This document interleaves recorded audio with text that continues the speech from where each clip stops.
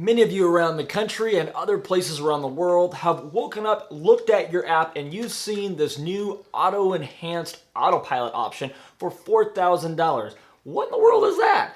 Now, should you spend money in this? Should you not? Is it truly only $4,000? To help you explain and understand this a little bit, let's go over to my whiteboard. So now there are multiple different types of people out there who own a Tesla in terms of their autopilot full self-drive setup. The first are people that bought their car a long time ago and they don't have any form of autopilot. Then there are those that do have autopilot in the car that comes standard, because today when you buy a car it does come standard, but you don't have the full self-drive features. And then there's those that have the full self-drive features, paid for the full self-drive package, and they pretty much have all the goodies and all the goodies to come. We're going to break down what each of these topics mean, then we'll get into what they actually do, what features are added to them, and then what they cost and how you can upgrade to these things if you want. Just to let you know where I stand on all this before we get into it, I have the full self-drive package on my vehicle. At the time, I paid $6,000 for it just a year ago for all of it and everything. But let's talk about how you could get up to the level that I'm at with my full self-driving, or what level you want to stay at, or do nothing. But let's break it down and we'll make it real clear. So what is autopilot? If your car has autopilot or auto steer, as it's often referred to, it means that your car basically does what we all really bought the car to do generally, which is when you turn it on, it just keeps you right inside of your lane. It's not going to change lanes for you. It's not going to take exits for you, but it's going to keep you in your lane. It's going to steer for you. It's also going to accelerate and brake for you based on what you set your speed max to be. And for most people, this is really all you want from it. It protects you. It keeps you in the lane. It really does a lot of great things. Now, personally, I didn't buy a Tesla so it would just keep me in my lane. I mean, my MDX pretty much did that. I bought Tesla so it could drive me, literally. So the next thing up is that enhanced autopilot, which we just saw come out, available to people right now for a limited time, I believe. I have seen people post pictures like this saying it's only good for a short time period. It does have an expiration.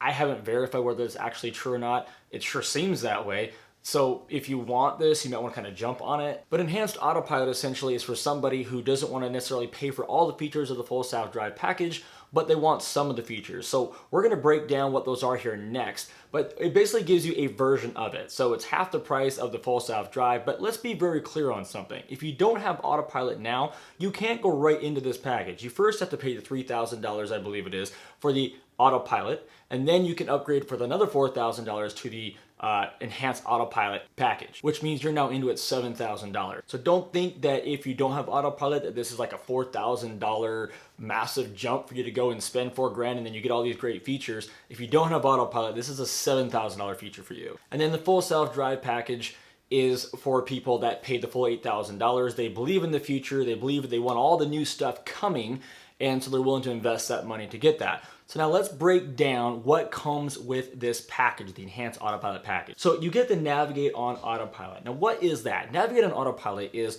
a step up from Autopilot. Imagine Autopilot like vanilla ice cream, okay? Just plain simple, nothing really there other than you get some nice ice cream, which is fine for a lot of people.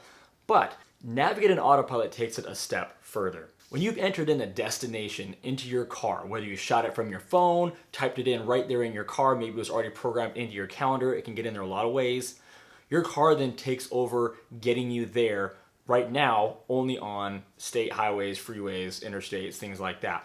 But what it's going to do differently is not only will it keep you in your lane, it'll actually change lanes for you to swerve around other vehicles.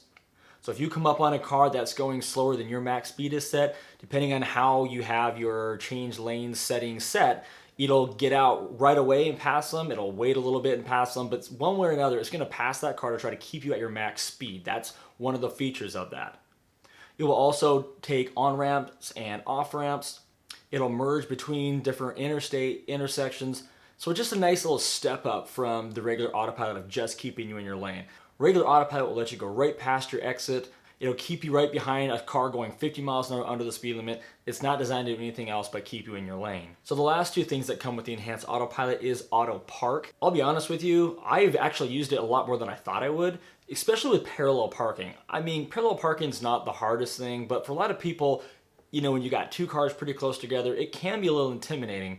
And especially if you're in the city and places like that, it does it really well. I've actually never once had it not work to where I was like not impressed.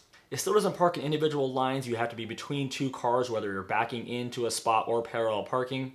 but it is something pretty nice to have. The other thing is summon, and summon is one of those things where you can kind of give or take. I don't use summon, I don't trust summon. I have used it only pretty much in making videos and testing it out. The few times I actually have used it, people ended up walking in front of the car and they kind of freaked out. The car stopped fine, and then the car kind of took off into the other side of the parking lot. I didn't really know what it was doing. I ended up just kind of running to it. I've only one time ever had it actually come to me, even though other times it may have. I just got too awkward and just went to it at some point in the process when there were, a few other cars around. So I don't trust it.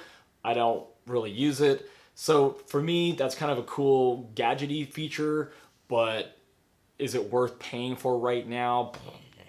In my opinion, no. So if you're sitting there with a regular autopilot, either you got it in your car when you bought it, came standard, or you paid $3,000 for it, or I know it was on sale for $2,000. I'm not sure what it's actually going for now. You can let us know in the comments. And you want some of the features of the full self-drive package, this is what you can get, or those things we just went over. You got the navigate and autopilot, you have the lane changes, you have summon, and you have the auto park. Now keep in mind that as these things get enhanced, you're not going to get the added things that come to it. Only the full self-drive, all that stuff. The $8,000 package is where you're going to get all that new stuff with it, is my understanding. So as they add more street sign and street sign recognition, things of all that, they get better and better. You won't get any of that. And to be clear, right now with this package, you don't get any of the street sign and street light recognition. And what that is where it stops and goes based on what the street light is doing, based on what other people are doing at that street light, when it turns red or when it turns green, or at a stop sign to have you stop there. Nor will you get the auto steer on city streets when that comes out later this year, hopefully. So basically anything new you're not going to get. It kind of just catches you up a little bit to where things are right now, minus a few pretty key actually parts of full self-drive. And then of course the full self-drive package, which is the $8,000 option right now. Again, when I bought my car a little less than a year ago, it was $6,000. It's gone up $2,000 since then. I have never one time in my life regretted buying that package. If I bought my car today, I would absolutely 100% have spent the $8,000 on that part of the car. I know a lot of people disagree with that, and that's totally fine.